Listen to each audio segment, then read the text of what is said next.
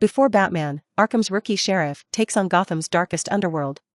Like, share and subscribe. Episode 21 Escalating Danger. When he went back that night, Niji settled the bill.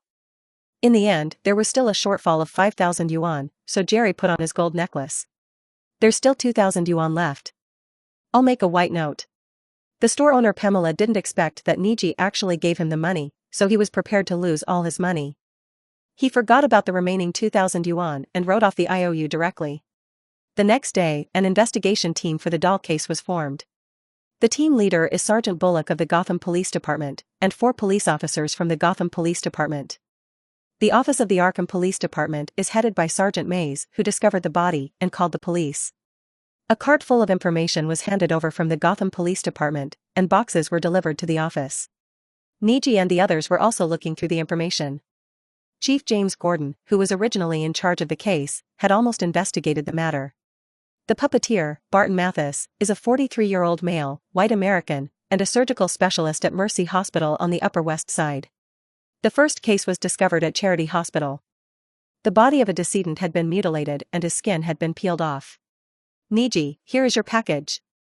An Arkham police officer knocked on the door and said, holding a stack of photos and looking through seedlings. He was a little confused when he heard this. Package? He didn't buy anything? I walked out and took a look.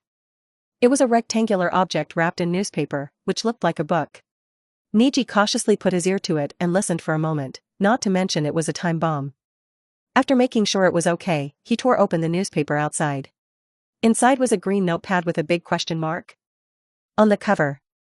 As soon as he saw this sign, he knew who sent it to him, Edward Nygma, the Riddler. Open the notepad, and sure enough, the first page is a riddle. What is cruel, poetic and blind? If you deny it, you will find that it is actually full of violence. Niji read this riddle, thought for a moment and turned the page. The answer was on the back, justice. There is also a signature below, to Edward Nygma's friend, Mr. Niji. This guy. Niji laughed and looked through the notes at the back, which were about the specific circumstances of the doll case. Nygma analyzed and speculated on this case when he was idle and bored. According to his speculation, the puppet master was constantly experimenting with these things, just like spliced monsters. And his ultimate goal is the living monster. From the first corpse to the corpse found yesterday, it can be inferred that he has succeeded. That corpse was a living monster. Although it had been soaked and rotted, his autopsy also found some things. The internal organs were severely damaged, the body was damaged extensively, and the spine was broken. The corpse suffered a very brutal battle before death, and there were traces of implants in the head. Seeing this, Niji's expression became serious. This page was a sketch, which was a comparison of the image of the 2-meter-2 monster and the height of the person marked with Niji. It's a bit tricky. Niji frowned, took out a thin cigar from his pocket and took one. To deal with such a big guy, you still need to prepare some heavy firepower, and you are not sure how many monsters the opponent has. Gotham is a hellish place with everything. Mumu, it's a meeting. Jerry ran out of the office and shouted. Niji put out the cigarette butts and walked towards the office. Bullock, who had just finished the phone call, came over with a piece of information, threw it on the table, knocked on the blackboard covered with photos, and shouted, "Everyone, after reading the information, it's time to talk. Do you have any ideas on where we can find this bastard pervert? I have an opinion." Niji raised his hands and stood up. First, we found the medical equipment used by the puppet master in the sewers and determined that he was in the Arkham district, but we don't know where he is. Second, why don't we change our mind? Instead of looking for him, we look for the monsters, or the raw materials for the monsters. He needs people, and he also needs the medicines needed to make monsters. Niji picked up a copy of yesterday's autopsy report, as well as the autopsy reports of the first few cases. He needs living people now to carry out his suturing business, so he needs a stable place, sufficient medicine, enough equipment and human body materials. Then, where do you think we should go to investigate? Bullock stood nearby, holding the information he just threw on the table, and asked. Black market. Start checking with drugs. Niji said without any scruples. There are only 2 regular hospitals in Arkham District, but there are many private clinics.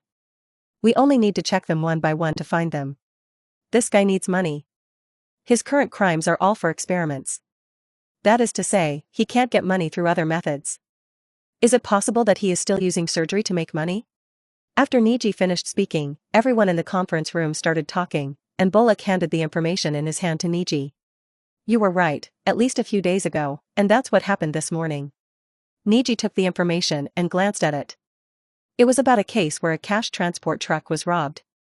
On 12th Avenue in the Upper West Side, at 7 o'clock this morning, a cash transport truck was robbed.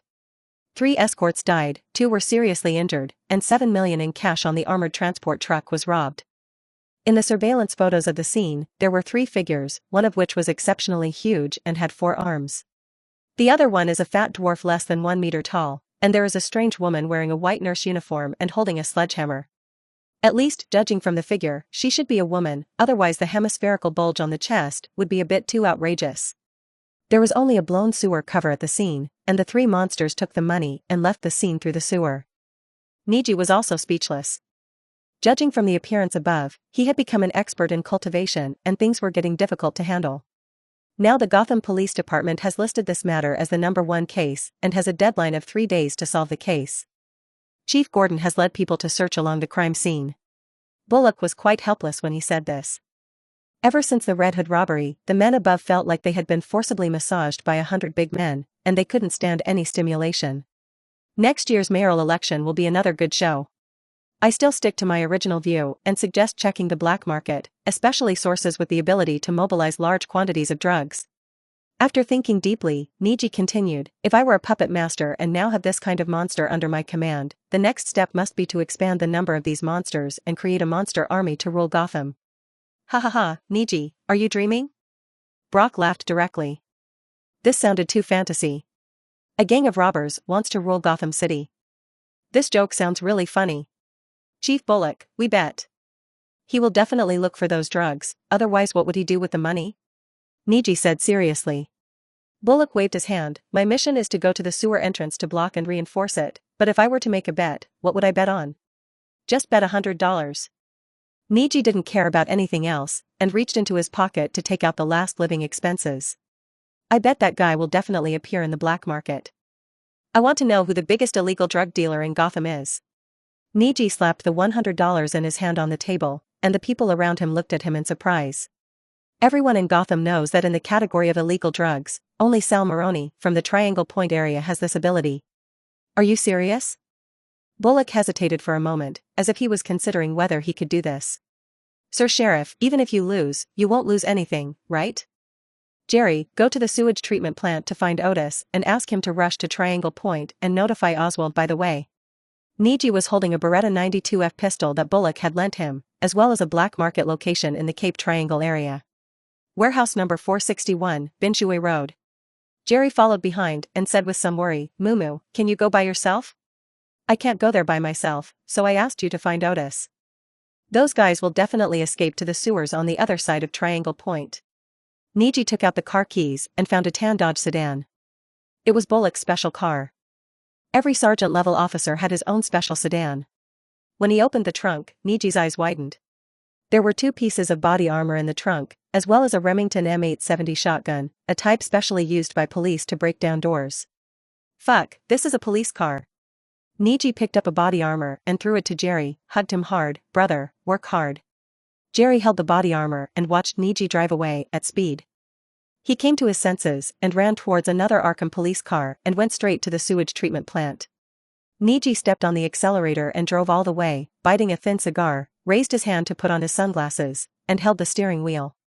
Episode 22 Batman. The Triangle Point area, located in the southwest corner of Gotham City, is one of the key shipping hubs and is also where the Triangle Point shipyard is located. At the warehouse at number 461 Binhai Road, the rolling shutter door at the door was closed, and there were 2 gang members in suits standing at the door. In the warehouse, a shady transaction was going on, but as the seller, Sal Maroni, looked at the banknotes on the ground that had not even been exchanged in the box, and the expression on his face was indescribably weird. Especially on the old-fashioned black and white TV set next to it, the case of the robbery of the armored truck was being broadcast. The host of Gotham TV, Big Mouth Toj, was shouting again with his surprised voice and exaggerated expression, oh my god, what's going on in Gotham City? A 4-armed gorilla can come out and rob, so aliens are going to invade the Earth tomorrow. Drip, the TV is turned off. Maroni stood up, picked up the wine glass on the side and took a sip. There is no problem with the banknote delivery. A container loader drove over. Inside were two large wooden boxes with skulls as danger signs spray-painted on them. As the buyer, Barton Mathis showed a happy smile on his face, and the 2-meter-tall monster draped in canvas behind him also raised his head and looked at the loader. Whoosh, dang. A metallic collision sounded. Attracting everyone to look over, one of the lights on the loader was blown out. It was a black dart. Who? Maroney quickly turned around and shouted. The surrounding gang members also took out their firearms, pistols, and submachine guns, scanning the surroundings with full firepower. It's him. A gang member pulled out the dart from the car light. It was a black bat-shaped dart. Maroney's face suddenly turned gloomy. In recent Gotham legends, a big bat would come out of the darkness to attack bad guys and gang members. Pretending to be a ghost. Maroney snorted coldly and walked towards the ladder next to the warehouse with the wine glass in hand. Several painful groans suddenly sounded from behind. Maroney quickly turned around and saw that 3 gang members had been killed on the iron platform on the 2nd floor. The muffled sound came from there. Where? A gang member holding an Uzi submachine gun pointed at the ceiling in the upper right corner. It was pitch black over there. The windows in this warehouse are blocked for the convenience of transactions and for confidentiality. Even if the lights are not turned on during the day, it is difficult to see clearly, let alone the dark ceiling. Chug tug tug tug. A series of bullets hit the ceiling, and the bullets collided with the iron frames, causing a series of sparks. There is nothing there. Manilow looked over there with wide eyes, and Barton Mathis, who was checking the goods, also felt something was wrong and quickly pressed a remote control in his hand. In the sewer outside the warehouse, 2 figures are approaching. Are you looking for me? A cold and ruthless voice sounded behind Maroney. Maroney quickly turned his head and saw that there was nothing behind him. A gang member was suddenly pulled into the air by a rope, then thrown down and passed out. This kind of situation that only happens in horror movie scenes makes other people nervous and afraid of looking at those dark places. Don't panic. Manilow just shouted. A frightened gang member took the submachine gun in his hand and pulled the trigger at the places where the light could not reach. Chug tug tug tug. The sparks of bullet collision lit up in the darkness, and others also pulled the triggers one after another. Whoosh whoosh. A series of sounds broke through the air, and several bat darts flew out from the shadows. A gang member who was shooting was hit in the neck by a dart and passed out. Several other batarangs seemed to have eyes, hitting the hands of those who were shooting. The gang members covered their hands and screamed one after another. Who? Come out. Maroney held a pistol and stood on the stairs shouting loudly. The gang members below were already frightened, and the slightest movement would cause them to shoot. I'm here. Maroney heard the voice behind him, turned around and pulled the trigger without thinking, but when he turned around, what he saw was a black fist, hitting him hard in the face. Maroney was knocked away from the stairs by the punch, hit a wooden box, fell to the ground and screamed. His mouth was filled with scarlet blood, and there was a broken tooth that he spat out. Thump, thump, thump, the footsteps sounded from the stairs. Every footsteps echoed in the warehouse, and seemed to be tapping on other people's doors. Heart. The remaining gang members held guns and looked nervously at the stairs. There was nothing. Nothing. The sound of swallowing and spitting made them even more worried that they were not facing human beings. And on the ceiling directly above the warehouse, Batman, Bruce Wayne, is holding on to a wire rope and looking down at the nervous gang members below. 4, 5, 6, 7 people, 20 seconds. Batman grabbed the rope and fell to the ground in less than a second, landing among those people. Imagine, suddenly there is an extra person behind you, what kind of scene it would be. The gang members' shouts of collapse made them turn their guns in panic, but faster than them was Batman's fist. Batman, who has traveled around the world, learned various martial arts and mastered them, can defeat his opponents as quickly as possible. Few of the people he sent to the police station were lucky guys with broken ribs and broken arms. And obviously these people are not the lucky ones. One of the gang members screamed and fell to the ground. Batman kicked him out, then grabbed another man and pressed him down. He grabbed the man's arm and twisted it violently, making a clicking sound. The crisp sound of bone cracking and even the screams couldn't cover up. Only physical pain can make them afraid, and they know that there are still things in this city that make them afraid. Batman hit a gang member in the chest with a sharp elbow, then punched him by the hair. His nose was like an unscrewed faucet, blood spurted out, and he fell to the ground with his body. Don't move. Don't move. The last gang member held a pistol with a trembling voice and pointed it at Batman. Suddenly, he felt someone tugging at his feet. Pull once and the rope tightens. He dragged him into the air, and before he could scream, he dropped him again. 17 seconds. Batman turned his head and looked to the other side. With him at the center and people lying on the ground around him, the puppeteer Barton Mathis, who was hiding behind the cargo box, clapped his hands and stood up. Awesome, awesome, I really thought it was an urban legend in Gotham, but it turns out there really is, a big bat. Batman reached for his belt and threw a batarang. Barton, the puppeteer, was shocked when he saw the dart. A big hand blocked in front of him, and the batarang bounced off his hand and fell to the ground with a clang. Roar. The monster standing behind puppeteer Patton has lifted skin, his tall body covered with stitched scars, and huge amounts of muscle contours like those of a bodybuilder injected with petroleum. Those 4 scarred arms spread out, monster. Walking forward with heavy steps. Masterpiece number 29, tear this bat apart. The puppet master Barton shouted with a crazy look in his eyes, this is the masterpiece he has been pursuing all his life, this is his best work. No. Maybe it could be better. Puppeteer Barton looked at Batman with coveted eyes. The terrifying attack just now, the instant explosive power, what a perfect body, if he is used as the material. Ha ha ha ha, ah ha ha ha ha, take him down. Waste product number 11, defective product number 31. Boom. Boom. Boom. The iron rolling shutter door of the warehouse was smashed from the outside, and large packages protruded inside, followed by a loud bang. A hammer smashed through the iron sheet, and a round blob crashed in and rolled all the way across the ground. Although Batman was a little surprised when he saw this scene, he didn't show any panic at all. He took 2 steps back and jumped onto the stairs to take advantage of the situation. The blob stopped and stepped on the ground with 2 feet, and Batman saw that it was a person. The skin and flesh on the body were sewn together, and the head was sewn inside. Only 1 arm and 2 feet were outside. The entire body is a stitched blob, just like the pattern on a football, and the only arm is holding a sharp and bloody dagger.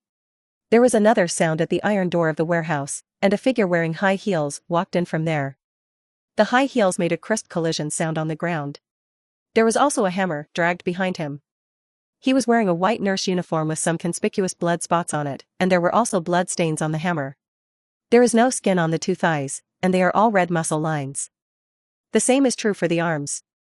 There is a brand name bag on the head to cover the face, but the chest is very full. Get him. Puppeteer Barton shouted.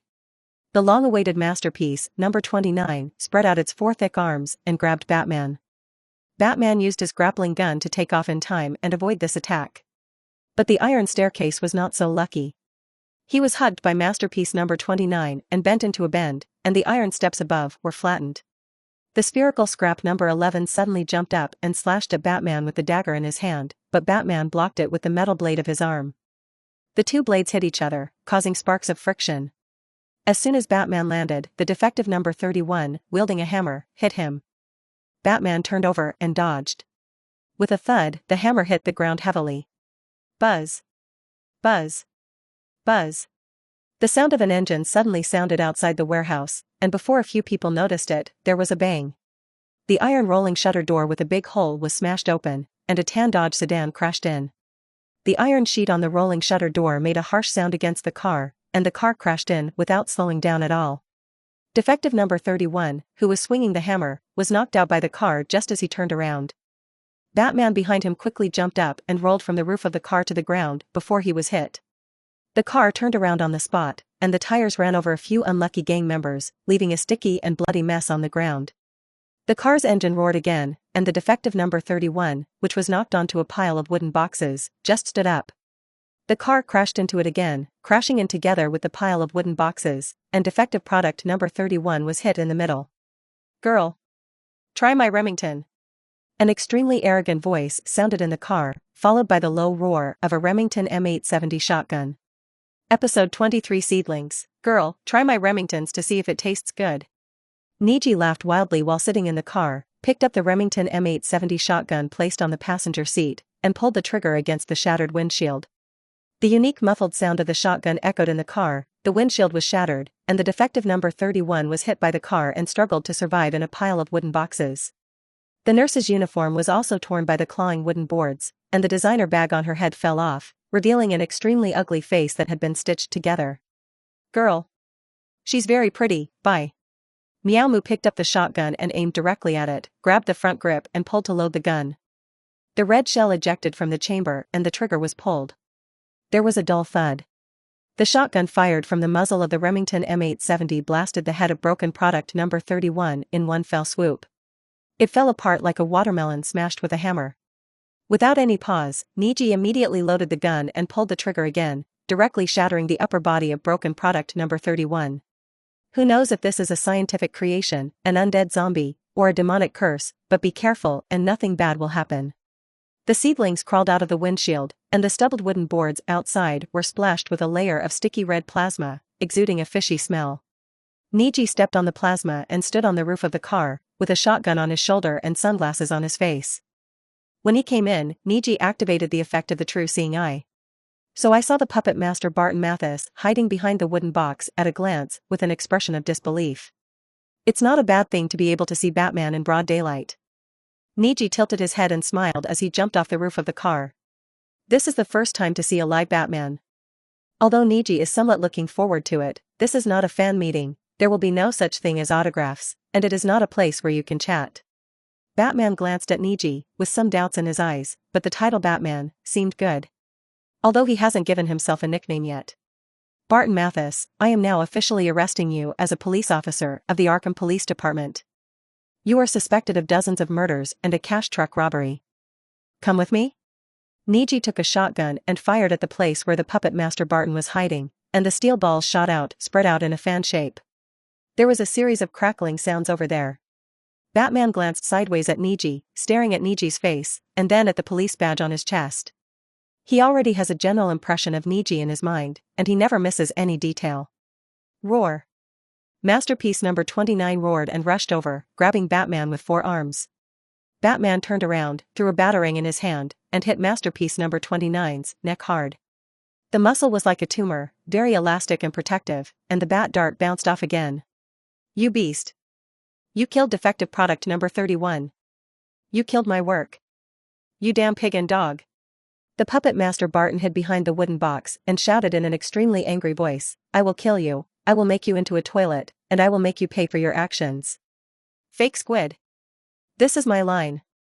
When Niji heard this, he angrily picked up the shotgun and rushed over to show the puppeteer some color. Batman, who was entangled with Masterpiece number 29 next to him, suddenly focused his gaze, pulled out the rope gun on his belt and shot at Niji. Niji, who had the full field of vision of the Eye of True Sight, had already seen the useless number 11 rolling over and trying to sneak up on him from behind. However, the grappling hook rope shot by Batman made Niji stunned for a moment, not knowing whether it was an enemy or a friend. With almost no thought, Niji turned on the spot and shot the hook flying over. The hook was knocked back by the shotgun and fell to the ground. Batman didn't expect Niji's reaction to be so quick, but he didn't explain it. This was not his style.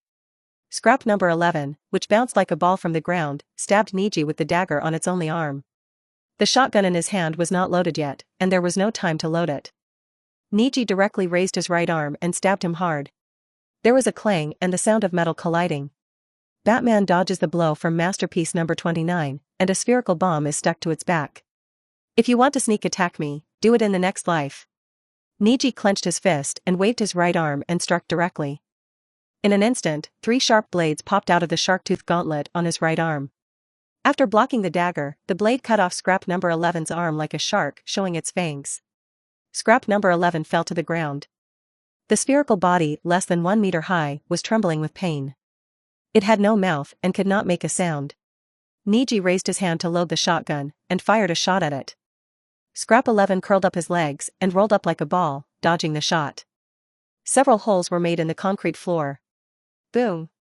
The bomb behind Masterpiece number 29 exploded, and the impact of the explosion blew it out directly. This kind of ball-shaped explosive was used by Batman to force open the door. The explosion did not cause high damage, but the impact was extremely strong. The huge body of Masterpiece number 29 was directly knocked to the ground.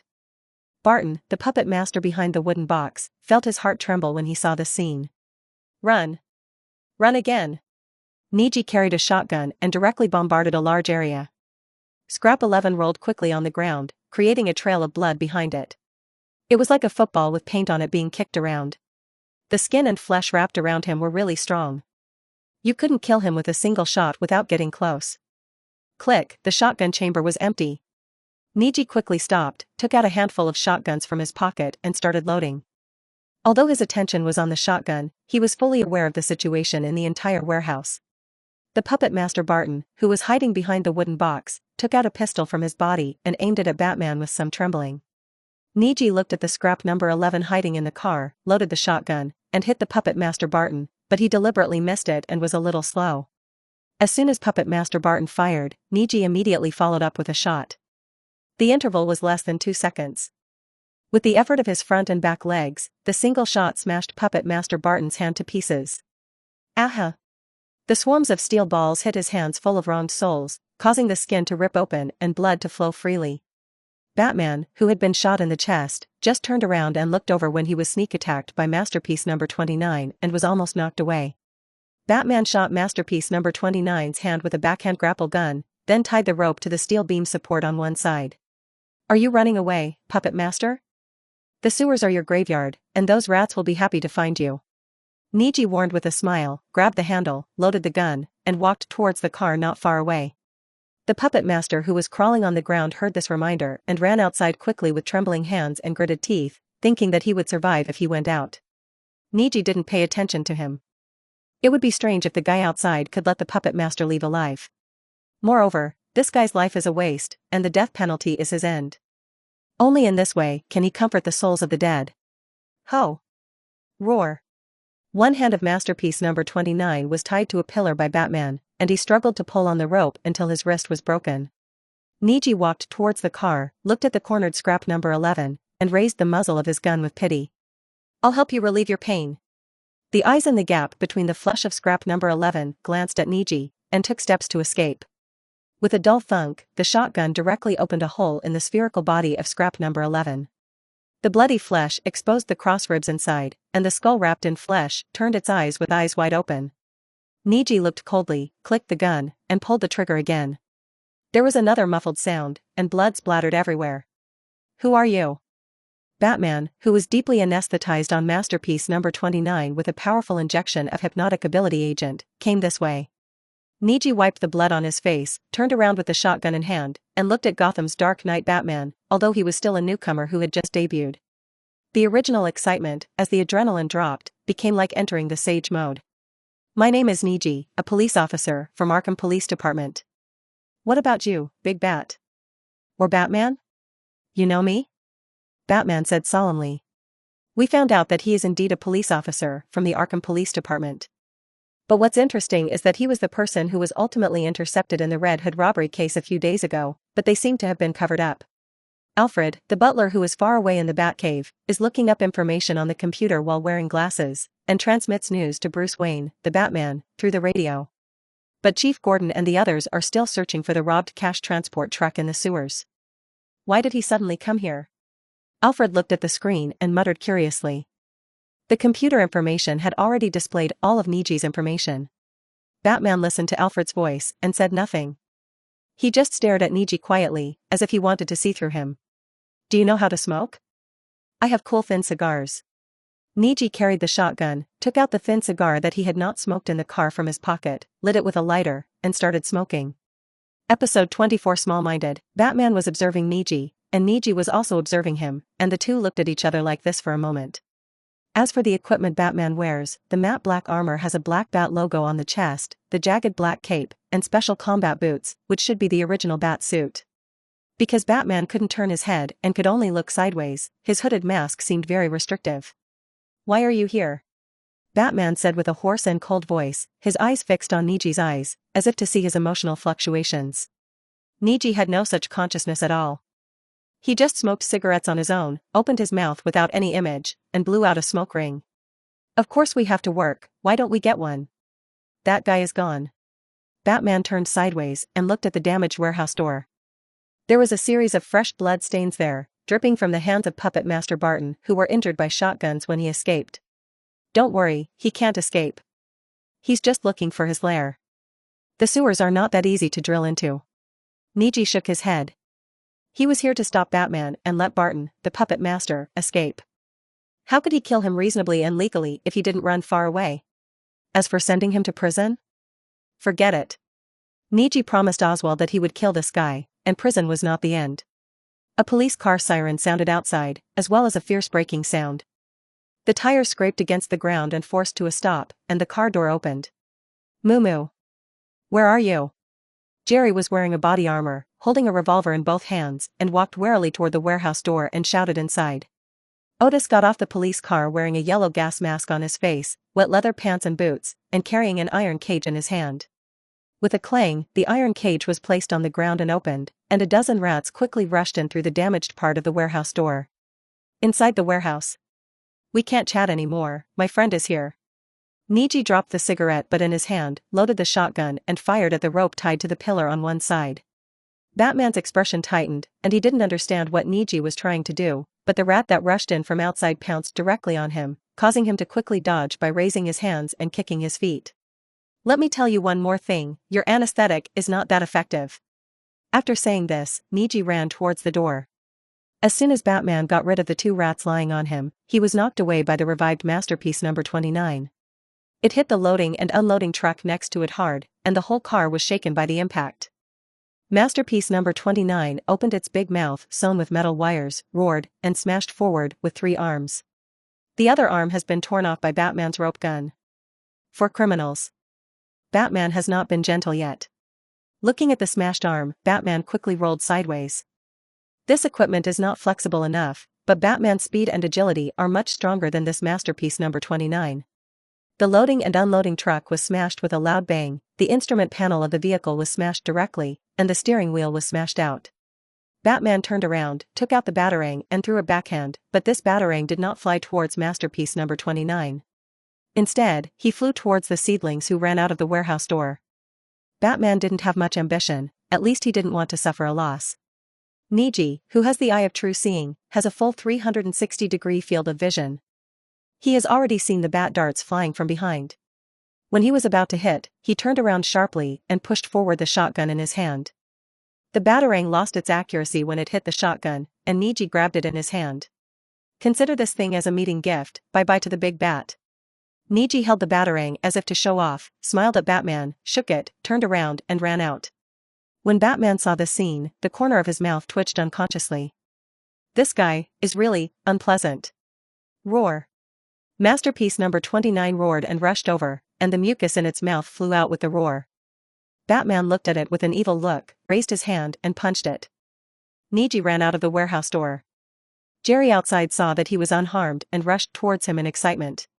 He was kicked away by Niji. Get out of here. Where's Oswald? Niji took a look. There were only Jerry and Otis here, but the stupid dwarf who wanted to be a good guy was not seen. I asked Bastion to inform him. Because we were worried, we came first. Otis took off the gas mask on his face and said. From Arkham District to Triangle Point District, one is in the north and the other is in the south.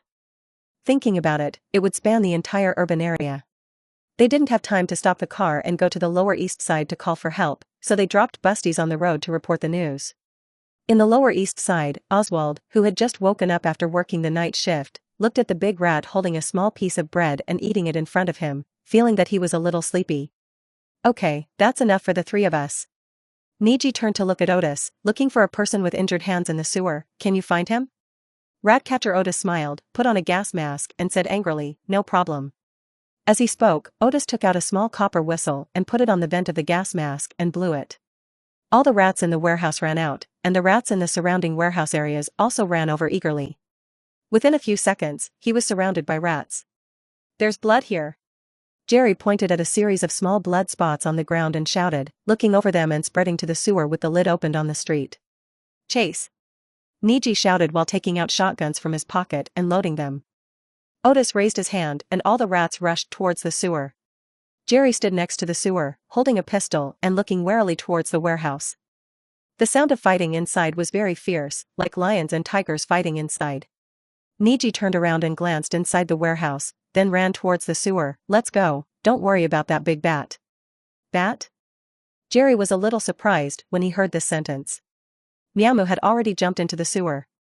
Jerry looked around and quickly jumped into the sewer, holding on to the rusty ladder with his hands and walking down.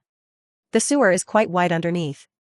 The construction period of Gotham's sewer was earlier than that of the city.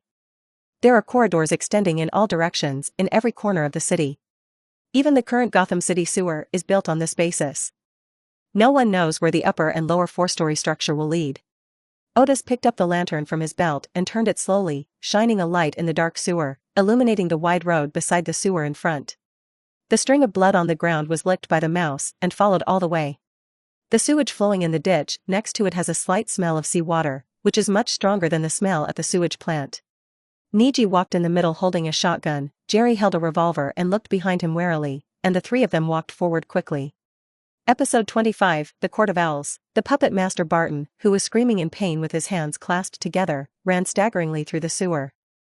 The glasses on his face looked at the fluorescent traces left on the ground and he ran forward. I will never forgive him, I will kill him, I will kill them. Puppeteer Barton's voice trembled with pain, blood was dripping from his hands, and the index finger of his left hand had been broken off, leaving only a layer of flesh and skin attached. But when he thought of masterpiece number 29, defective product number 31, and scrap number 11 in the warehouse, Puppet Master Barton felt a heartache. He suddenly bumped into something as he stepped forward, and two powerful bright lights shone on his eyes, causing him to scream. Where are you planning to escape? Two strong men wearing brown leather jumpsuits and owl masks stood, holding tactical flashlights in their hands and shining on the puppet master, and asked in a cold voice. No, I was attacked when I went to get some medicine. I didn't want to run away. I've already finished all the information. I'll give everything to the Court of Owls. The puppet master Barton said with a horrified look, and finally shouted the slogan, Court of Owls, with a respectful look. The Court of Owls, the shadow in the darkness of Gotham, is a special organization formed by members of many famous families. From the moment Gotham City was established, they have controlled everything in Gotham. Even the Wayne family, the founders and guardians of Gotham City, have been punished by the Court of Owls in every generation. The 2 gunshots in Sin Alley and the shattering of a string of pearls were their gifts and advice to the Wayne family. 6 legs in, 2 legs out, poor Bruce Wayne. It's best not to lie to us. Otherwise. The Talon of the Court of Owls, or the reserve member of the Talon, held a feather-like slender dagger and lightly patted the puppet master Barton on the cheek. The sharp blade slapped it lightly, leaving a long and thin scar on the cheek, and blood slowly oozed out. Okay, D-Rank, let him go. Another Claw Reserve member shined a flashlight on the puppet master's torn and bloody hands, and asked curiously, what happened to you? What is that? The Claw Reserve, who was called D-Rank, shouted in surprise, and the flashlight light swept over him instantly. A very fast black shadow flashed past the light, and the next second the puppet master Barton screamed. The flashlight shone on him, and a file-sized mouse was biting his face fiercely. The puppet master Barton fell to the ground and rolled in pain. A whistling sound echoed around, and several rats rushed over, biting the puppet master Barton with clear targets. Ah! Save me, save me! The puppet master Barton screamed horribly. Whoosh whoosh! Several sharp daggers instantly pierced the bodies of the rats. One of the rats was cut in half, but the remaining head was still biting the puppet master. The situation is not right. Herd, take him away. Claude Frank clenched his fists, revealing 4 sharp daggers like claws between his fingers. He looked warily at the place where the puppet master was coming. His intuition told him that this was just the beginning. Walk. Without any hesitation, Talon Herd immediately grabbed the puppet master Barton and ran to the other side. These 4 words of executing orders in the training camp have already been imprinted in their souls. There was a muffled sound, and a spark suddenly appeared in the darkness. Sharp Claw D-Rank's eyes widened, and he hurriedly dodged based on the intuition he had honed in life and death in the training camp. He fell into the sewage with a splash. You have the right to remain silent, but everything you do will become a confession in court. Kneel down now. Hold your head with your hands and lean against the wall. Niji's voice echoed in the dark sewer along with the sound of the shotgun being loaded. With a click, Rat-Catcher Otis's portable lamp lit up, and the dim light illuminated the sewer. Standing in the ditch, with the water overflowing his thighs, D-Lank the Claw immediately threw out the dagger in his hand, whoosh whoosh, dang dang dang, the feather-like dagger, as thin as a scalpel, hit the wall heavily. Under the swaying flames of the portable lamp, D-Lank, who could not accurately aim the claw, just threw it out based on intuition. Niji, who was almost stabbed, raised the shotgun and pointed it at the claw in the water and pulled the trigger. When he walked over just now, he heard the words, Court of Owls. Niji had no intention of letting these people leave alive, offending the Court of Owls, which is really cursed in Gotham. The muffled sound of the shotgun echoed in the sewer. Jerry behind him was holding a revolver and pulled the trigger to fire a burst of fire. Bang bang bang bang bang. Claude Rank didn't expect that Niji and the others would fire immediately, giving him almost no chance to fight back. He could only throw himself into the sewage in an awkward manner to try to block the bullets. But there is no modified claw reserve, no ability to resurrect, and the ability to bear bullets with flesh and blood. The result was a flash of red on the water. Don't give him a chance. Get him. Niji loaded his gun and shot at the water again, raised his feet and ran forward. There was a sharp claw next to Puppeteer Barton. Judging from the content of their chat, it is speculated that the puppet master is also serving the Court of Owls, so he must not be allowed to leave alive. Poof. A black figure suddenly jumped out of the water, holding a dagger and stabbing Niji. Go away. Otis, who was behind the seedlings, saw this scene and quickly smashed the portable lamp over. The sharp-clawed Frank jumped out of the water and was hit by the portable lamp, causing the dagger in his hand to miss.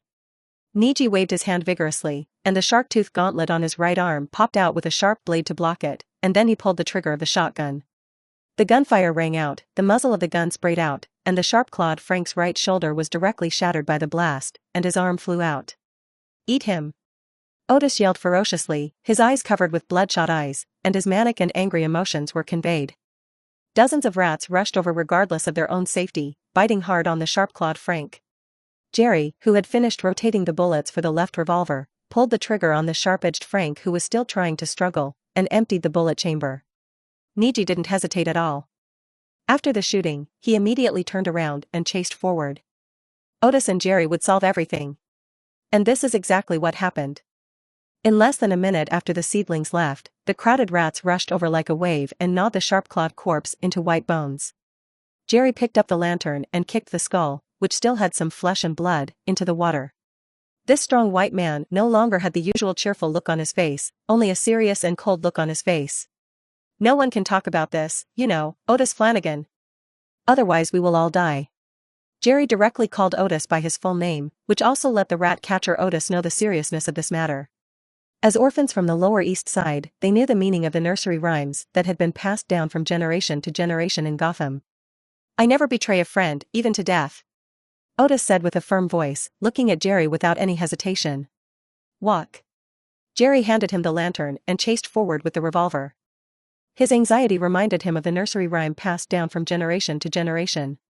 Beware of the Court of Owls, which will monitor your travels at all times. Peeping at Gotham City from the dark, hidden in the attic with low walls. He is with you when you are at home, and he is also present when you are lying on your bed. Never mention his name, for the sharp claws will hunt for your head. Episode 26, Life and Death Crisis. Stop. Niji's voice rang out in the dark sewer, and together with his voice, there was the low sound of a shotgun. Shit, who is this person? Clawherd dragged the puppet master Barton and couldn't run fast at all. Hearing Niji's footsteps getting closer and closer, there was only a corner away. Clawherd threw the puppet master to the ground, turned off the flashlight, and pulled out a sharp dagger from his arms, disappearing into the darkness as if his breath disappeared. Where are you? You can't ignore me. I'm still useful. Save me. The puppet master Barton was lying on the ground and shouting. His glasses fell off on the road. He could only stare at the surroundings and couldn't see anything in the pitch black. I could only hear the thumping of footsteps getting closer and closer. At the corner, Meow Moo suddenly jumped out and shot in front of him, the flames from the gun muzzle rising. Clawhead, who was hiding his aura in the dark ditch, immediately opened his eyes, and the dagger in his hand instantly cut through the air. Whoosh! Bang! Ah! Niji covered his cut cheek, gritted his teeth, and shouted in pain. Blood flowed from the wound and dyed half of his face red. With a click, the shotgun was loaded. Niji suddenly felt a murderous aura coming towards him, which made the hairs on his back stand up. Based on instinct, Niji held the shotgun sideways in front of him, and there was a clang. Clawherd held a dagger and stabbed straight at him. After being blocked by the shotgun, he immediately changed his move and slashed Niji's chest. The black police uniform was cut open like a piece of paper, but luckily Niji wore a body armor underneath. It is also a high-grade body armor at the sergeant level, with a layer of fine metal mesh inside and a certain degree of anti-cutting ability on the front. This knife was almost fatal. At this critical moment, Niji felt his adrenaline surge, took a step back to distance himself, and fired directly forward with the shotgun in his hand. The flame from the muzzle rose, and taking advantage of this second of light, Niji saw Clawhead, who was on his right. Although the guy dodged the shot, Niji didn't intend to let him go just like that. He grabbed the barrel of the shotgun with both hands, and it was too late to load it and shoot again. As if carrying a baseball bat, Niji smashed the shotgun directly at Clawhead, which hit him hard. Talonhead raised his hand to block, but before he could swing the knife again, Niji rushed over, raised his right hand and struck it with an elbow. The moment it hit him, the sharp blade on the gauntlet popped out. Sharp Claw had narrowly dodged this blow and hit Niji hard on the stomach with a backhand punch. Even with the distance of the body armor, the force made Niji groan in pain. Die! Sharp Clawhead snorted coldly, and struck the seedlings fiercely with his fists, like a violent storm without stopping at all.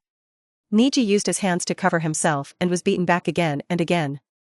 The clawed head reached out to grab Niji's collar, but this was not so accurate in a place where his eyes were completely black. Just when he was about to draw the sword from the inside of the leather jacket, Niji seized the opportunity and punched back. The blade on the armor on his right arm popped out, and he swiped with his horizontal arm. A squeaking sound, that soft touch. Niji could clearly feel the blade on the armor slicing through Clawhead's flesh, but the cut was not deep this time. But Clawhead was startled and the attack stopped. Niji quickly reached for his waist, pulled out the Greta F9 pistol that Chief Bullet gave him, and pulled the trigger in front of him to shoot. The muzzle of the gun lit up. Bang bang bang bang. The sound of gunshots echoed around, and with the help of the muzzle's fire, Meowmoo also saw Clawhead, who was holding a dagger and stabbed here. Meowji turned around and pulled the trigger. The moment Talonhead turned the gun, he kicked it out. Niji's right hand holding the gun clicked, and a sharp pain from his fingers forced Niji to throw away the gun. The sharp dagger stabbed straight at him, piercing the flesh with a pop. Niji's left hand was in front of his eyes, and the slender feather-like dagger had already pierced his palm. Look who died! Niji roared angrily, and at the same time he raised his right hand and punched it. The fingers of his right hand were injured and he could no longer hold it. This punch came out, Clawhead sneered and tilted his head to avoid it. Everything was over. The blade on the armor on his right arm popped out, and the sharp coldness made the smile on Clawhead's face freeze instantly. It's too late. Niji roared and shook his arm, and the blade on the armor swiped across Clawhead's cheek, picking up a piece of flesh. At the same time, Niji moved forward and was violently thrown by the piercing left hand. The piercing dagger was twisted inside, and the unbearable pain was suppressed by the soaring adrenaline. There is only one thought in Niji's mind right now. That is to beat him to death. Talonhead was knocked directly into the ditch by Meowmoo, and the two of them stood up with a pop in the rolling sewage. Niji raised his right hand and hit Clawhead on the head. The strong armor and sharp blade directly opened Clawhead's skull. Ah! Niji let out a beast-like roar, raised his arm again and hit Clawhead on the head with a bang. Blood spurted out, spreading into the air like a fountain. The seedling, bathed in blood, raised its arm again like an angry beast, hitting it hard once, twice, 3 times, accompanied by a creepy sound. The blade struck the bones and flesh, just like the chopping board in a butcher's shop, and the butcher's bone-chopping knife fell heavily on it. On top of the sewer, Jerry and Otis were chasing after them from behind, lighting up their surroundings with portable lights. Seeing the seedlings struggling in the sewer, Jerry jumped in without saying a word. The water here covered his thighs. He ran over step by step, grabbed Clawhead, and pushed him into the water. After pushing him into the water, all the sewage that rushed over turned red. Niji stood there gasping for breath, and the blood flowing from the wound on his face made him look very scary. Otis quickly came over to support him and dragged him to the edge of the ditch. Jerry pushed Clawhead into the water, pointed the revolver at the body, and fired a burst of shots. Bang bang bang bang. Destroy him. Niji grabbed Otis's arm and said. Otis raised his hand and shouted into the sewer, eat him up. Quick. The tide of rats that had followed them, under the dim light of the portable lamp, poured into the water in a dark mass, and the entire surface of the sewage was covered with rats. Jerry ran hurriedly towards the water embankment on the shore. The rats in the water were like a group of ferocious piranhas, directly surrounding Sharp Clawhead's body and gnawing at it. Fierce red bubbles appeared in the water, like a boiling red oil hot pot. Moo, are you okay? Jerry looked anxiously at Niji, whose face was covered with blood, and Otis also had a worried look on his face, fearing that something might happen to Niji. It's okay, hey, it's just grass and horses. Niji leaned against the wall and felt the pain. The pain was indescribable, and he didn't know where it was the most severe. The turtle grandson ran away, chase chase chase. If we let him run away, we would be embarrassed. When Niji turned to look to the other side, he realized that the damn puppet master Barton had taken the opportunity to run away, and quickly urged Jerry and the others to chase him. "You can't do it here, you have to go to the hospital," Jerry said quickly, but before he could finish his words, he was interrupted by Niji. "We have put in so much effort, and I will not be willing to die if we let him go. Catch him. No one can take the credit this time. Don't go." "Jerry, oops." Jerry gritted his teeth and stamped his feet, holding a gun and chasing forward. "That fool can't find his way. Otis, go help him. If that big bat comes, I'll stop it for you. Quick." Niji gasped, a layer of cold sweat broke out on his forehead, and the injured area trembled. "Yourself. I still have this." Niji patted his pocket with his trembling left hand, which was full of blood. He also had a law enforcer revolver.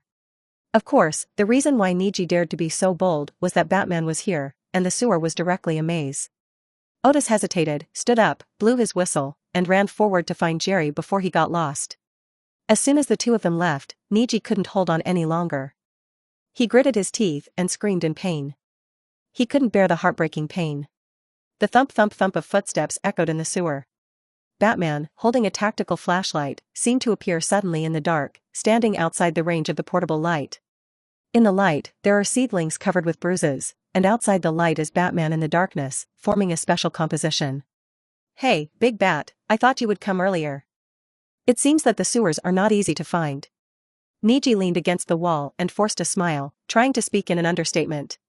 He didn't want to cry out in front of Batman, just like he didn't want to show his vulnerable side in front of Jerry and the others, as that would be very useless. Batman turned the tactical flashlight in his hand, and the purple light shone on the ground, revealing fluorescent marks on the ground. "It's not a maze, it's a sign. Did you kill someone?" Batman turned the light around, and a powerful white light shone on Niji. The dazzling light made Niji look up and close his eyes. "Gotham is like this, life and death. What about you? I heard that you started out as a vigilante. Have you ever killed anyone?" Niji asked with a smile, although he already had the answer in his heart.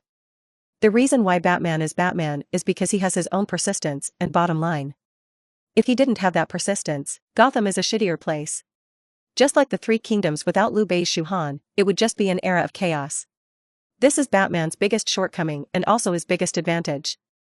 Because of this persistence, he is Batman. "You're injured, seriously?" Batman did not answer Niji's question, but looked at his right hand with twisted fingers, his left hand that was pierced by the blade, his scratched and injured cheek, and his ripped clothes. Niji wanted to laugh, but his body could no longer bear it, and the blurring vision made him close his eyes. Episode 27 Wayne Ring, he's awake. "Ah, you're awake, can you hear me?" "Hello." Ding. Adventure treasure, discover obtainable items. Niji slowly opened his eyes and looked at several lights shining on him. The dazzling lights made him uncomfortable and he couldn't help but raise his hand to block it. I quickly recalled what happened today, the puppet master, the Court of Owls, Batman. Niji suddenly sat up and asked quickly, "Where are Jerry and the others? Where are the people? Where is Batman?" As he asked, Niji turned around and looked around. He was still at the sewer wall, surrounded by a group of police officers. Looking at the familiar police uniforms and the metal police badge on his chest, Niji breathed a sigh of relief again. "Jerry? Is he your partner? We have sent people to find you. When we found you, you were lying here." Niji looked over after hearing the sound, and his eyes gradually adapted to the light, and he saw the man clearly. He was wearing a brown windbreaker, a pair of black-rimmed glasses, and a beard on his lips. James Gordon, the current head of the crime division of the Gotham Police Department. "How do you feel?" "We will take you to the hospital as soon as possible," Gordon said seriously. "Brock called us over as soon as he received the call from the police. Thank you for your hard work." Niji smiled and the pain in his body became much lighter before he remembered something. "How long have I been asleep?" Gordon shook his head. "I don't know. We just found you and you woke up. The injuries on your body." Niji reacted and looked down at his left hand that had been pierced by the dagger. It had been wrapped with a special bandage and first aid treatment was given. It was much better than before. "Hey, that guy is quite clever with his hands." Niji waved his hand with a slight smile. "Who?" Gordon asked in surprise. Batman is the big black bat. Batman. Gordon turned his head thoughtfully and glanced at the traces painted on the wall. Thank you, Chief Gordon. My companions are still chasing the puppet master. Please provide support as soon as possible. Niji said quickly. Don't worry, we have sent a search team to inspect every sewer outlet in the Triangle Cape area. We will know their situation soon. Gordon nodded and said, he is the fire captain now and has to go everywhere, but at least he can do something. By the way, Maroney was also in that warehouse and was directly arrested by us. Gordon paused and said a little guiltily, I was very sorry about the Red Hood robbery earlier. With that said, Gordon stood up and raised his hand to salute Niji, and the surrounding police officers also raised their hands to salute. If he could have rushed there earlier that night, he would never have let that shameless Froz take the credit. When the Arkham District police car was fished out of the Gotham Canal, Gordon only felt heartbroken when he looked at the bullet holes in the police car. He was really risking his life to chase the red-hooded robbers. How long has it been since Gotham had such a police force? No need, last time we also. Oh, let's not talk about it anymore, let's get to know each other again. Arkham Police Department, Police Officer Niji. Miyamu sat on the ground and raised his hand in salute. Gotham Police Department, Major Crimes Captain, James Gordon. Niji sat on the ground and waited for a while, then stood up holding on to the wall. Chief Gordon led people along the road to search for Jerry and the others. Niji is not worried about Jerry, Otis can't stop them in the sewers here. But what concerned him was another thing, there was something here. I feel like it's right on the corner opposite the sewage channel. Niji looked at the dark corner over there. There were 3 policemen around him. They were originally going to carry him away, but he refused on the grounds that they would wait here for a while. But if you want to go over, you have to cross the 5-meter-wide sewage channel in front of you. It's okay to go over like this, but you may be fished back halfway through. Moreover, he didn't want others to know that he had found something here, as it would be embarrassing if it was used as evidence. Niji thought for a moment and suddenly thought of a way. His face changed into a look of horror and he shouted, "What's over there?" What? The 3 policemen looked over quickly, shining the beam of their flashlight in that direction and scanning that direction. There's a dark shadow. It doesn't look like a mouse. Could it be a puppet master? Go over and have a look. Niji said a few words and immediately jumped into the sewer and walked over there. The 3 policemen blinked and quickly followed. Just kidding, the wounded are so violent, how can they still stop there, and how can they still hang out in the police station in the future? Go over and take a look, be careful. Miyamu climbed up the embankment of the canal over there, pointed toward the corner, and whispered. 2 policemen pulled out their guns, and the other policeman pointed there with a flashlight. The 3 of them walked over while covering each other, with Niji following behind. There are 3 low-lying passages on the other side of the bend, and the water passing there makes a rushing sound like a waterfall. The 3 policemen walked forward slowly. Niji reached out and touched the wall behind him. The feeling in his heart was getting closer and closer. It was in a gap in the wall at the corner. Niji dug his fingernails into the cracks in the bricks. The broken fingers on his right hand were reset by Batman, and a plastic bandage was added to the outside for protection. He almost didn't even need to go to the hospital. This is not a lie, Batman Bruce Wayne's father is a very powerful doctor, and he once saved Roman Carmine Fallenco, who is now the godfather of Gotham's Underworld. Niji's fingers touched the thing in the gap. It was not cement or adhesive, but a paper ball stuffed in. Because it had been too long, it had become integrated with the wall. After buttoning it down and holding it in his hand, there was a hard object inside. Niji carefully looked around the corner. The 3 policemen were still checking over there and wouldn't be back for a while, so Niji opened the paper with confidence. There was a ring inside. As soon as he got the ring, Niji's expression changed again and again. This thing was a bit too awesome. Wayne Ring, a wishing object, a relic of Alan Wayne, the founder of Gotham City. Holding this ring allows the Wayne family to fulfill a wish for you. Miyamu didn't know what to say for a moment. Let the Wayne family fulfill a wish for you. The Wayne family. This ability is a bit too powerful. It can no longer be described as ability. It is like a weakened version of Dragon Ball. However, what interests Niji even more is the name of the founder of Gotham City, Alan Wayne. If I remember correctly, this guy should be the 6th-generation head of the Wayne family, Batman Bruce Wayne's great-grandfather. Because he was unwilling to go along with the Court of Owls, he was captured and imprisoned by the Court of Owls in his later years. He was tortured in the sewers and imprisoned until death. It also triggered the Court of Owls' curse on the Wayne family. Every generation of Wayne family members would die unexpectedly. Niji frowned and wiped the ring with the corner of his clothes. Even though it had been thrown here for more than 100 years, the surface of the ring was still as clean as new, with the W on the Wayne family crest on it. On the outskirts of Gotham City, underneath the mansion of the Wayne family that has been passed down for generations, is the Batcave. This place is not so technologically advanced yet. And it still looked very quaint and primitive. The black Batmobile, which looked like an armored car, was parked in the only open space. There were several large tables around it, with computers and some workbenches placed on them. Batman Bruce Wayne also took off his armor and was holding an ice bag to cover the injured area while sitting in front of the computer and checking some information. "Master, if you really have time, you should go and take a look at the group, otherwise you will only have this house left." The loyal butler Alfred came over with a tray. On the tray was a glass of refreshing mint water, as well as some needed bandages and medicines. "Hey, it's a good thing I left everything to you when I left, otherwise I wouldn't have anywhere to go." Bruce Wayne chuckled. When he left Gotham City and traveled around the world, he handed over everything in the Wayne family to Alfred, including the immeasurably valuable huge shares of Wayne Enterprises. Of course, during the years when he was away from Gotham, the president of Wayne Enterprises obviously regarded him as dead man, and there was nothing that could be done about it. "It looks like someone gave you a warm hug. I hope it's a woman so that the Wayne family can pass on the legacy," Alfred said with a hint of ridicule, picked up the medicine and applied it on Bruce's injured back, but his tone contained the emotion of an elder urging marriage. Bruce pretended not to hear anything and continued to look at the information on the computer, then clicked on a police surveillance video. In the video, a police car was chasing a bus. At the driver's window of the police car, a man leaned out and shot at the bus. The video paused, and Bruce Wayne stretched out his hand to adjust the video screen. It gradually zoomed in and became clear. The man who leaned out of the car window, regardless of the danger, was the policeman he met today. "Niji," Bruce muttered softly. Alfred looked up at the screen, lowered his head and said, "Gotham still has serious police officers, and we need such police officers. Maybe you can consider retiring."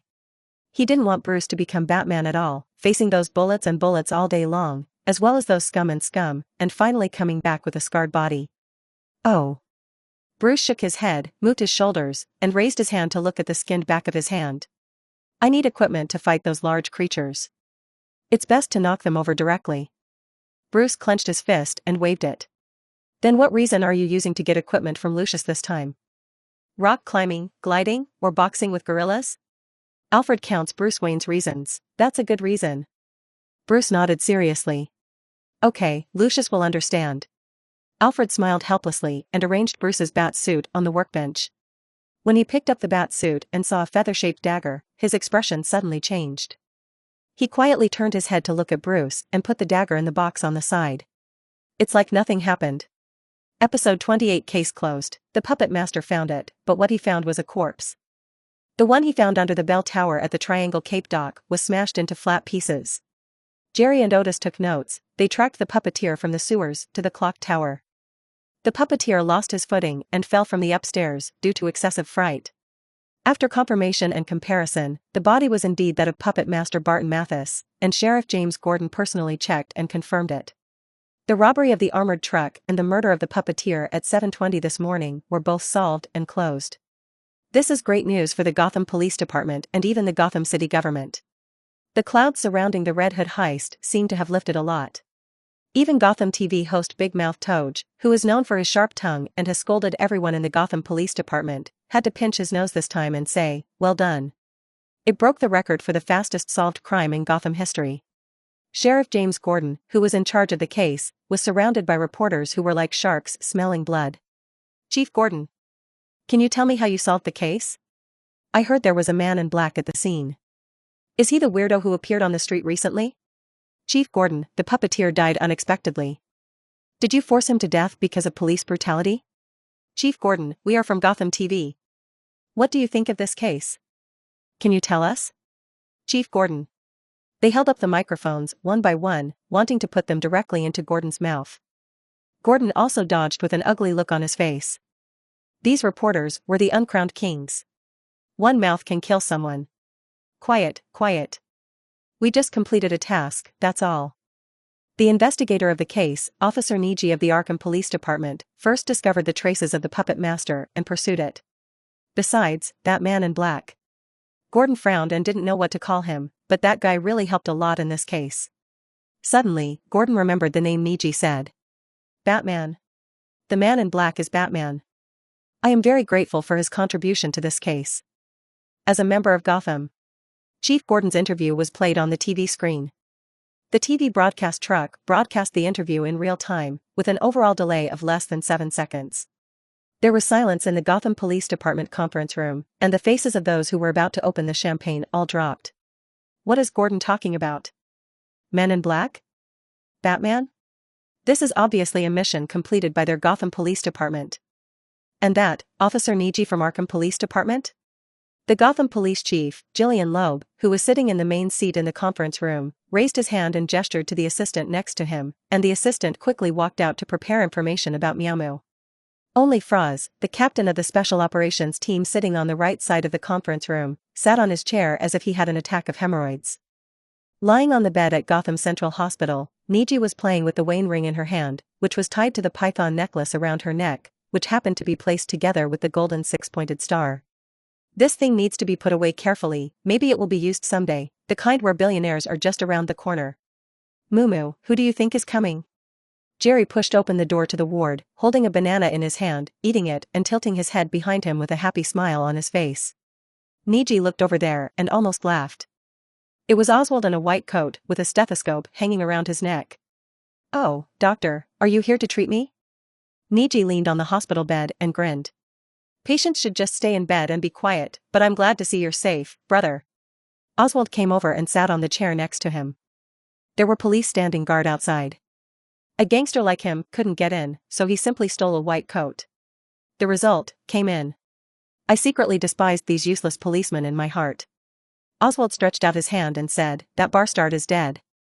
I was watching the news just now. Maybe I will see your photo on the front page tomorrow, Officer Niji. Niji smiled after hearing this. As for the bastard who died, this was a secret they would never tell.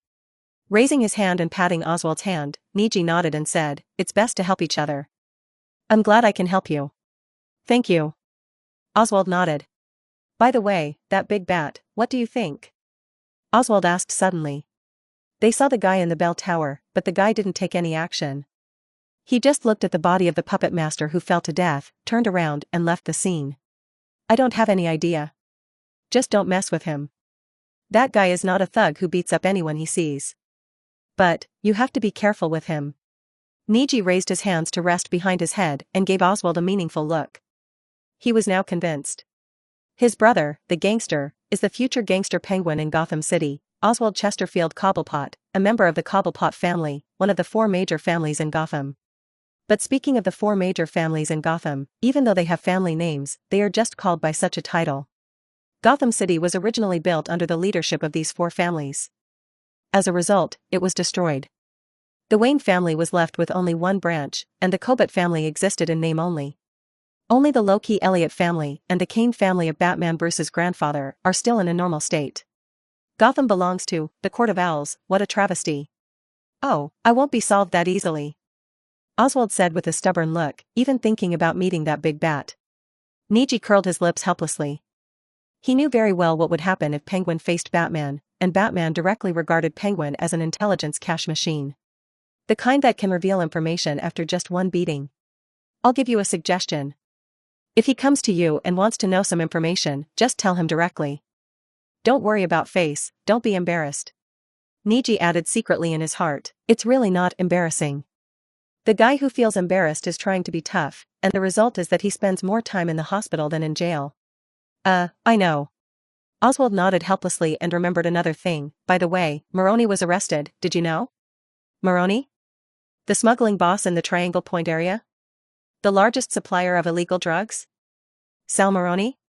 Niji recalled that he got the news about this person from Bullock, so he chased him towards Triangle Cape. The unique godfather of Gotham's underworld, Roman Fallneck, bought half of Gotham City. And Maroni is also part of his force, the kind who has to bow and call him boss when he sees him. Does it have anything to do with me? Niji raised his head and asked. Oswald shook his head, it doesn't matter, but there is a reward for that big bat. If you kill him, Maroni will give you $500,000. Episode 29 Hero, On the 5th day after the puppet master closed the case, the Gotham Police Department held a celebration party. There was no need to postpone it for so long, and they could have just opened the champagne to celebrate. But there is one person in the hospital who has not come out yet, that is Niji, the Arkham District police officer who chased the puppet master. To be precise, there was no need for him. But Gordon announced it directly in front of the media. Now everyone in Gotham knows that it was Niji who solved the puppet master's case, and that street vigilante, Batman. Bah, what kind of Batman? We are the ones protecting this city. A senior police detective held a wine glass in his hand and cursed angrily, drinking down the champagne in the glass. This celebration dinner was held directly at the Gotham police station, and some media reporters and dignitaries were also invited. Even Gotham Mayor Don Mitchell Jr. came in person, and the scene was very grand, just to stabilize the recent tense situation. As for the long-awaited Niji, he was promoted 3 levels in a row and became a senior police detective, 1 step away from the sergeant. Above the chief is the deputy director, and the director's position is different, but it still depends on the location. The Gotham Police Department is the city bureau, and the Arkham Police Department is the regional branch. The difference is still very big. Jerry has also been promoted. The annual salary of a 3rd-level police detective starts at 60,000 yuan, and he also has an exclusive car. It was a police car given to Niji and the others in recognition of the Gotham Police Department. The new model of Urban Hummer H2, with police painting, is lighter in weight than the military model, but has increased bulletproof resistance. It was originally intended for the Special Operations Team. However, at the suggestion of Chief Bullock, the person in charge of the doll case, the car was assigned to the Arkham Police Department. It's very lively. Mayor Don Mitchell Jr. stood on the stairs on the 2nd floor, looking down at the buffet banquet below with a plain smile on his face. This smile is real, and the Gotham Police Department handles cases quickly and his face is proud of it, so he will not be pointed at his nose and scolded. Yes. The big boss of Gotham Police, Chief Jillian Lowe, walked over, gently held the fence with his hand, looked at the city bureau door, and said in a voice that only the 2 of them could hear, "Maroney has been arrested, and things are a bit difficult to handle." Mayor Mitchell took a sip from the wine glass and the smile on his face disappeared. He has his own way and can get out, but that big bat has caused a lot of trouble recently. As he spoke, Mayor Mitchell snapped his fingers behind him, and a newspaper was delivered to him by a sexy and beautiful secretary. Captain Luo turned around and took a look. On the front page of the newspaper was a photo of Batman. The photo was very blurry, with only a black outline. The title was "The Hero of Gotham City, Who is He? Can a masked weirdo be called a hero? Isn't this hero a bit cheap? Do you know what those people on the streets of Gotham say?" Mitchell raised his hands and took a step back. "It's all those boring things anyway. Gotham doesn't need a hero, he's just a dash." Before Loeb finished speaking, the door of the city bureau was pushed open, and Gordon walked in first. The second person who came in was the protagonist of the banquet. As soon as Niji, who was wearing a black police detective jacket, came in, the reporters immediately picked up their cameras and a burst of flashes lit up. "Criminal. Look, our hero from the Gotham Police Department is here." Mayor Don Mitchell Jr. walked down the stairs with an amiable smile and held Niji's hand. "Oh my God, you are so young." Mitchell said in surprise that although he had already read Niji's information, he knew very well how to perform in public. "Hello, Mayor." Niji nodded quickly. The cameras in the hands of the surrounding reporters kept clicking. Tomorrow's headlines will be about the heroes of the Gotham Police Department. Chief Luo also smiled and shook hands with Niji solemnly. "Our Gotham Police Department lacks elites like you. I heard that you and Chief Bullock work well together." Niji smiled awkwardly when he heard this. When he turned his eyes to the side, he saw Chief Bullock at the edge of the banquet hall, holding a hot dog in one hand and a wine glass in the other, enjoying his meal. When Bullock saw him, he put down his wine glass, wiped the hot dog on his neck, and said something with his teeth bared. Even without understanding lip reading, Niji knew that Chief Bullock was complaining about his Dodge sedan. "What are you talking about?" Gordon came over, picked up a toothpick, inserted a piece of apple and ate it, looking at the place where Bullock was showing his teeth. "That kid is coming to the Gotham police station, hero." Bullock took back his attitude and took a sip of his wine. "He deserves this title. He is 100 times better than stubborn old guys like us. I don't want him to come, such a good seedling should not be left here. The water here is very deep." Bullock shook his head. He knew what the Gotham Police Department was like better than Gordon, who was stubborn and conservative and did not accept dirty money. "Did you read today's newspaper? Batman has been on the headlines for 3 days in a row, and I bet there will be more tomorrow." Gordon picked up a glass of champagne and took a sip. Bullock shook his head when he heard this. Who was thrown at the door of the police station tonight? That guy only knows how to mess around, but Maroney has put a reward of $500,000 on him. Gordon didn't speak, just looked at the banquet in silence. As a policeman, he didn't like Batman, but as a member of Gotham, he just wanted to say that Batman was right. Batman doesn't care what gang you belong to or what boss you are. As long as you do evil in Gotham City, as long as you are seen by him, he will beat you brutally, then tie you up and throw you at the door of the police station. Every night, some guests are welcomed at the door of the police station. Maybe tonight will be no exception. Gordon turned to look at the door of the police station. On the streets of Gotham City, a gangster holding a dagger screamed and escaped from the dark alley. The next second, a black hook flew out of the alley, like a hell messenger's charm chain, and suddenly wrapped around the gangster's leg, pulling him back. No. I don't dare anymore, I don't dare anymore. The gangster threw away the dagger, grabbed the cracks in the bricks on the ground with both hands, screamed in horror, and begged for mercy. But the force on the rope behind him became stronger and stronger, pulling his body directly up, and his fingers loosened. Ah ah ah ah ah. The gangster screamed and flew into the alley, everything became quiet, and the dark alley seemed to be hiding a monster. Above the alley, on the rooftops of two buildings, Batman climbed up with a hook lock. A gust of wind blew by, blowing the cape behind him. He turned his head and looked to the other side. Alfred's voice came from the earphones. Master, maybe I shouldn't advise you, but you really have to stop. The person you want to protect will kill you for the 500,000. It's not that easy to be a hero. I'm not a hero, I never was, and I'm not now. I'm just exercising my anger. Batman flew out from the rooftop with his grapple gun, and the cape behind him suddenly unfolded, like a huge amount of black bat flying through the air. Help! A woman in a skirt fell to the ground, and two men who followed her came over with ill intentions. A man bent down and picked up the high-heeled shoes that the woman had thrown away after she fell. He stuck out his tongue and licked the top of the shoes, and asked with a lewd smile, "Did you drop this?" The woman was horrified. Another man came over and grabbed her handbag, took out her wallet, took out the banknotes, and patted it in his hand. His salivating gaze was fixed on the woman's thighs, and he raised his hand to grab them. With a whoop, a black shadow fell in the sky, and the man holding high heels in his hand was kicked out. With a clang, the trash can next to the wall was knocked over. Before the other man could react, he was punched in the stomach, and then a strong hand grabbed his neck and hit him against the wall. The fist hit him in the stomach again and again. A car passed by the roadside, and under the illumination of the car lights, the man was horrified to realize that the man in front of him was Batman. With a plop, the man was thrown to the ground by Batman, clutching his stomach and twitching, vomit. The frightened woman by the wall covered her chest with her hands and looked at Batman standing next to her in fear. A gust of wind blew by, and the banknotes scattered on the ground were blown up by the wind. The woman quickly took a look, and when she looked this way, Batman had disappeared without a trace, as if he had never appeared before, and as if he had melted into the darkness. The woman leaned back even more frightened, grabbed a broken glass bottle, and looked around in horror. Only the screams of the two men still sounded. The woman looked fearfully at the man lying not far away, clutching his stomach and twitching. She looked at the glass bottle in her hand. She walked towards the man tremblingly, and tried it with some fear. She stabbed it directly with the wine bottle. The glass shard penetrated the man's unprotected neck, and blood spurted out. The woman dropped the bottle, grabbed her handbag from the ground, grabbed the money on the ground with her bloody hands, and fled the scene. Episode 30 The Final Decision. In the slums of Arkham District, rat-catcher Otis was walking away in a thick coat.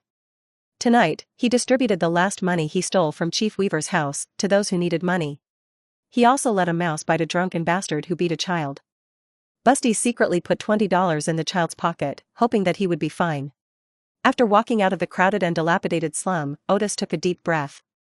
Today was not without good things. Some people also left here with the favor given by the mice. Otis recalled that the guy in overalls who delivered bread to Bastion with a playful smile was good at everything, but his jokes were so bad that he couldn't make people laugh at all. In this way, he still has to take his pregnant wife to pursue his dream of being a comedian. Otis can only shake his head, that guy will return to this desperate slum again. As soon as he walked to the sewage treatment plant, Otis saw a young man carrying a stick and a big box, standing at the sewer entrance and waiting anxiously. Behind him was a bicycle with a flashlight attached, and the white light from the flashlight shone on the wall. Otis reached for his waist, grabbed the pistol and walked over there. It's not like he hasn't been noticed in the past few days. Several rats who went to deliver money were beaten to death. Because he had experienced that situation, Otis never dared to take it lightly. When the young man saw Otis, he quickly asked, "Excuse me, are you Mr. Flanagan?" Otis asked cautiously, "Do you know me?" "No, it's a meal that your friend ordered from our store and asked us to deliver it. I'm Parker Carmen from the Mexican restaurant. This is a dish that Mr. Niji gave to you." He said it was a celebration drink. In the Gotham Police Department's logistics evidence room, Riddler Nigma was sitting at his desk sorting out several newspaper clippings, patiently pasting them on the back of an old poster. Today was the Gotham Police Department's celebration dinner, but no one asked him to go there, and he was too lazy to mess around with those useless people who thought they were smart, so he just didn't interfere. The newspaper clippings were pasted, with the photo of Batman on it. Nigma found a white marker pen from the drawer and drew a white question mark on the face of Batman's photo. "Who are you?" "That's a good puzzle." Nigma leaned on the chair, his eyes eager to try under his black-rimmed glasses. He was interested in all puzzles, but of course he had no chance to be interested in anything else. The door handle of the evidence room was turned open. Nigma immediately turned his head and looked over, then reached out and grabbed a cane next to the table. The door was pushed open, and Niji, who was supposed to be the protagonist of the celebration dinner, poked his head in and whistled, scanning the surroundings. "Niji? Why are you here?" Nigma asked a little surprised. "Hee. I'm just looking for you to play with." Niji smiled mischievously, opened the door, and walked in. The police detective jacket he was wearing was bulging as if he was pregnant. "What's wrong with you?" Nigma stood up and looked at Niji very strangely. "Look, this dinner is really sumptuous." Niji opened his jacket, took out 2 bottles of champagne and knocked on it. "Golden Rose. I have never seen such wine." Niji curled his lips and shook his head while taking things out of his arms. There were 3 bottles of champagne, a bottle of red wine, and a red Boston lobster stuffed in his jacket. Finally, he took out 2 wine glasses from his belt, which left Nigma stunned. Niji put the wine glass on the table, poured the champagne, and handed a glass to Nigma. "When I saw you weren't here, I knew you were definitely not invited, but you have to have a drink at today's celebration. Without your help, I couldn't find that bastard." Saying that, Niji took out the notebook that Nigma sent to him from his arms. When he was in the hospital, Niji read it carefully several times and became more convinced to accept Nigma's idea. "Here." Nigma smiled, and before he said anything, Niji picked up the wine glass, clinked it with him, and drank the wine in one gulp. "Don't say anything. I don't know if there will be another chance to drink a celebratory drink." "Cheers." Niji smiled cheerfully, picked up the wine bottle and poured another glass, and Nigma also picked up the wine glass and drank it all in one gulp. Hero. Nigma smiled awkwardly. Although he is just an inconspicuous little transparent person in the Gotham Police Department, he knows the rules here clearly. When a sapling is put on the altar of a hero, it will definitely be shattered into pieces when it finally falls. But after checking the information on seedlings, Nigma also knew how difficult it was for a person who came out of the slums to reach this point. Hero? Do you want to be a hero in the Dung Beetle? Oh, even though the Gotham Police Department is the headquarters, it's really not as good as Arkham District in my eyes. Niji shook the wine glass and poured another glass into his mouth. How could he not know what the Gotham Police Department looked like? Gordon was walking in front of him. Did anyone welcome him? No, because he said the wrong thing, because he supported Batman. There is no need to predict the seedlings. It is still early for Gordon to have a hard time. Hearing what Niji said, Nigma didn't want to show off. There were not many people in his eyes, and Niji was an extremely unique one. You can't be in the Gotham Police Department. Just like you said, go back to Arkham. With your current ability, you can definitely take over as the next director of Arkham. Although Arkham District is a poor place, you can move around and go to other districts, such as bustling places like the Diamond District. Nigma became energetic as he spoke, perhaps because of the wine, or perhaps because he wanted to talk. Now, in the Gotham Police Department, Chief Loeb dominates the sky with one hand, and the chiefs are all useless, except Gordon. But that guy will be unlucky soon. If you can seize the opportunity and solve a few more major cases, you can fight against the general administration. Good guy, how many big cases are there? How easy is that? They all worked hard, look here. Niji raised his hand to show it, and the needle scar on his left hand that was pierced has not been dismantled. There is a chance, like him. Nigma picked up the poster on the table, pointed at Batman, and said, finding this guy's true identity. It will definitely make your reputation rise again. Looking at the question mark on Batman on the poster, Niji fell silent and finally shook his head. Are you interested in him? I'm only interested in puzzles. Nigma put down the poster, took a drink from the wine glass, raised his head and exhaled. Niji, am I a loser? Niji took out the cigarette case from his arms and was about to light one. Smoking is not allowed in the evidence area, you can go to the toilet. Niji put the cigarette in his mouth back. Edward, you are a smart man, smarter than me. Your talent should not be buried in this place. This small place is not even 20 square meters. Come with me. Although Arkham is small, it doesn't have so many restrictions. We can do our own business. Edward Nigma. I need you. I need a think tank who can help me find my flaws, an indispensable smart person. And that person is you. I, Niji. A young gangster who came out of the slums of the Upper East Side, has made it this far and can drink with you. Is that enough? I'm not afraid of death. I'm afraid that I'll die unknown. I'm not worthy of the word hero. I'm just an ordinary person who wants a little more. We are all the same. We don't have the kind of invulnerability or super ability to fly into the sky and escape from the earth. We are all people who will die with one shot in the head. Edward, come and help me. Niji stretched out his hand and looked at Nigma seriously.